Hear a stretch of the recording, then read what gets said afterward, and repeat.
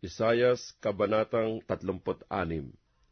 Nangyari nga na nang 14 na taon ng Haring Ezekias, na umahon si Sennacherib na hari sa Assyria laban sa lahat na bayang nakukutaan ng Huda at pinagsakop. At sinugo ng hari sa Assyria si Rabsasis sa Jerusalem mula sa Lakis sa Haring Ezekias na may malaking hukbo. At siya'y tumayo sa tabi ng padaluyan ng tubig, ng lalong mataas na tipunan ng tubig, sa lansangan ng parang ng tagapagpaputi. Nang magkagayoy, nilabas siya ni Eliasim na anak ni Hilcias, nakatiwala sa bahay, at ni Sibna na kalihim, at ni Joa na anak ni Asap na kasangguni. At sinabi ni Rabsasis sa kanila, sabihin ninyo ngayon kay Ezekias, ganito ang sabi ng dakilang hari ng Assyria, anong pag-asa itong iyong tinitiwalaan? Akin sinasabing ang iyong payo at kalakasan sa pakidigma ay mga salita lamang na walang kabuluhan. Ngayoy kanino ka tumitiwala na ikaw ay nanghimagsik laban sa akin? Narito, ikaw ay tumitiwala sa tungkod na ito na tambong lapok sa makatudbagay sa Ehipto, na kung ang sinuman ay sumandal, ay bubuta sa kaniyang kamay, at tatasakan. Nagiging gayon si Faraong hari sa Ehipto sa lahat na nagsisitiwala sa kaniya.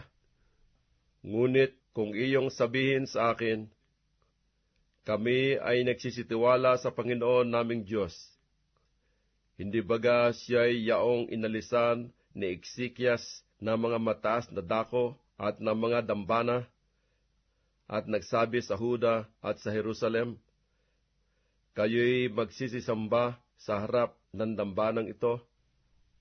Ngayon nga, isinasamo ko sa iyo na magbigay ka ng mga sanla sa aking Panginoon na hari sa Assyria, at bibigyan kita ng 2,000 kabayo, kung ikaw ay makapaglalagay sa ganang iyo ng mga mananakay sa mga yaon.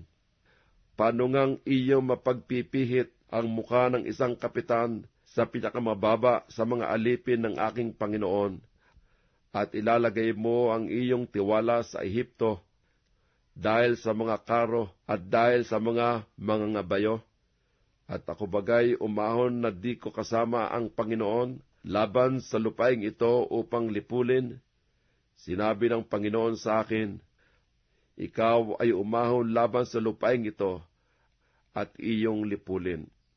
Na magkagayoy sinabi ni Eliasim at ni Sibna at ni Joa kay Rabsasis, isinasamo ko sa iyo na ikaw ay magsalita sa iyong mga lingkod sa wikang Syria, sapagkat aming naintindihan, at huwag ka magsalita sa amin sa wikang Hudyo, sa mga pakinig ng bayan na nasa kuta.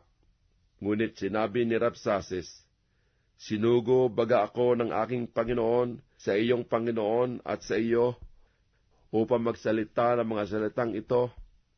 Di baga niya ako sinugo sa mga lalaki na nangakaupo sa kuta, upang kumain ng kanilang sariling dumi, at upang uminom ng kanilang tubig na kasama ninyo?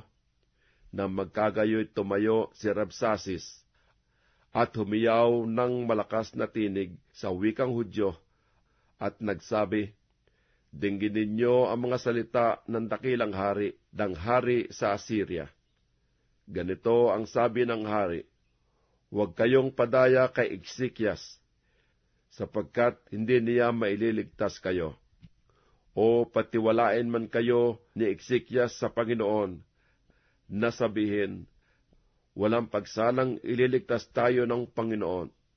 Ang bayang ito ay hindi mapapasakamay ng hari sa Assyria. Huwag ninyong dinggin si Ezekias, sapagkat ganito ang sabi ng hari sa Assyria, makipagpayapaan kayo sa akin, at labasin ninyo ako, at kumain ang bawat isa sa inyo sa kanyang puno ng ubas, at ang bawat isa sa kanyang puno ng igos, at inumin ng bawat isa sa inyo ang tubig ng kanyang sariling balon, hanggang sa ako'y dumating at daling ko kayo sa isang lupaing gaya ng inyong sariling lupain, na lupain ng trigo at ng alak, na lupain ng tinapay at ng mga ubasan. Huwag kayong pahikayat kay Ezekias na sabihin, ililigtas tayo ng Panginoon. Nagliligtas baga ang sinuman sa mga Diyos ng mga bansa ng kaniyang lupain sa kamay ng hari ng Assyria? Saan nandoon ang mga Diyos ng Hamath at ng Arpad? Saan nandoon ang mga Diyos ng Siparbaim? Iniligtas baga nila ang Samaria sa aking kamay?